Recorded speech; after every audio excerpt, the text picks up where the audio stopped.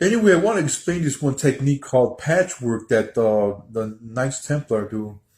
And I think it could help a lot of regular people.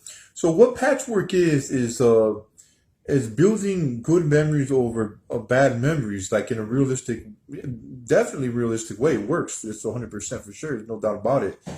Um, and what it is that it can really make a difference in a person's life. But it could. So it's kind of hard to understand. So let me explain something back to you. So sometimes, like when a holiday comes up, this is the reason why I bring this up is near Fourth of July. At one point when I was a kid, I didn't like Fourth of July. Now I love Fourth of July. But let me explain. You'll understand in a minute. So when I was a kid, I was like, I used to go to McCormick School, it was an elementary school, and in and around that time, it was the 70s. You know, I was born in 1970, so I was around 7 or 8. So it was like 1977 or 1978.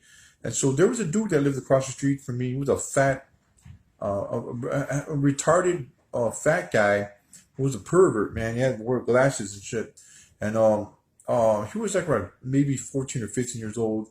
And let me explain something about disabled. Disabled people, you know, are mostly, for the most part, cool. I'm disabled in a way, I have a brain disease and all that. But sometimes they're just bad. Okay, and this guy was one of the bad apples, man. He'll, you know, I know what he was doing. People picked on him and so forth, and he was one of those guys where, oh, I'm going to get back at society. You know, they're making fun out of me because I look goofy and all that, and he did, and all that. And he was one of those guys who's like, you know, I'm going to get back at society by doing something evil, and I'm going to enjoy it all the way. So he would chase me from school. I was 7. This guy was about 14, and you know, it was I was a 7-year-old kid. I was like, you know, scared as you would as anybody, a 7-year-old, 8-year-old kid. I think it was 8. As any 8-year-old kid would be, you know, scared with if you see a fat, goofy guy trying to bone you and shit, you know, and which was happening. So I got away a couple of times, but I don't know, you know, kids sometimes don't tell their parents things, and you know, back in the 70s, it was all right for kids to be walking to school alone.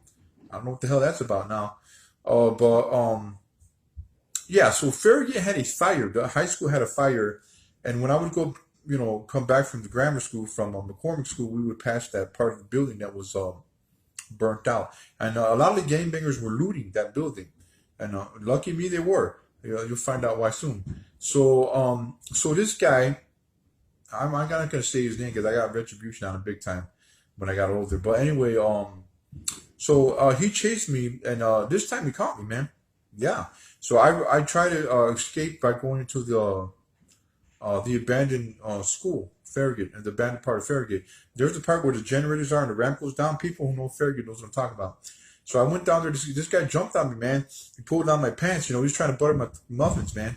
So you know, I was doing the little kid stuff here. I was struggling and shit. Get away, kind of like a cat when you drop a cat in water. It was kind of that thing. And but there was some vice lords, man, some black vice lords that were stealing typewriters and all that stuff from the burnt out school. Lucky me. And when they seen him down there, and they go, hey, man, leave that kid alone, man. Don't make me go down there and bust a foot in your ass or whatever. And so, you know, retarded, a fat guy got scared and he took off. Well, that's great for me because if that didn't happen, you know, he would have he would have screwed me, man, literally. So here's the thing. It was around a 4th of July time. It was around like 3 days before 4th of July, and it kind of ruined my 4th of July for like a lot of years, man. When I was a kid, because I would like when 4th of July would come, you know, I would hear all the fireworks and all that, and it would remind me of this kind of a scarred mentally because of this moron who was trying to rape me all the time. So I didn't want to hate 4th of July for my whole life because of some dumbass.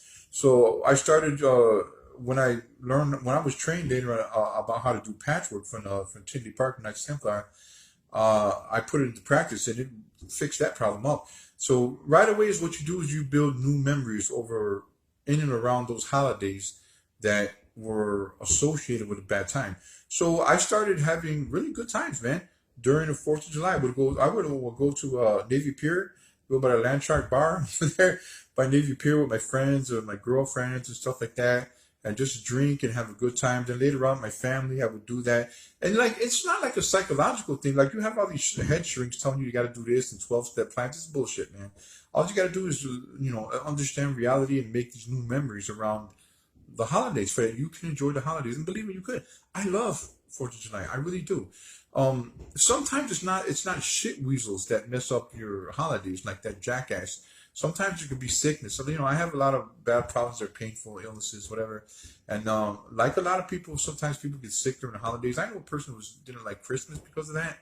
So I had some bad times with my nerve disease during Christmas, and I used to hate Christmas a little bit for like a year or two. And then later on, I go, I'm gonna start building my own new memories again. And guess what? It worked again. I was around there, and I was like, well, I started having really good times with my friends and family, and really fun times, and now when I think of Christmas, I think of good stuff again. So basically, a lot of times, if you're a weak-minded person, man, sometimes you get stuck in a loop, and you're just gonna be all your life hating these holidays. Sometimes it's not even a holiday. Sometimes it's a person, a place, or a theme, where it's the association with it that with association with something bad that stinks it up for your life.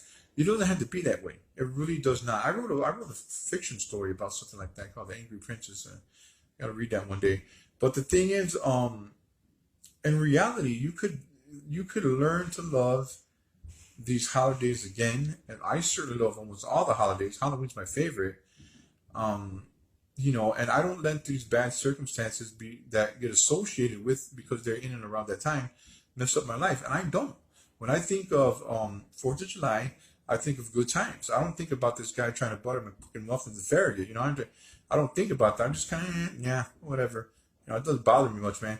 So because I know I have a lot of good times about the holiday for real, genuinely, because I made them. You see, I made them, and that's the ticket. So that's why it's called patchwork. So when you have these bad memories about the holidays in and around that time, or a person, a place, or thing, that's associated with something bad, all you gotta do is create good times around that thing, and you'll get your life back right away.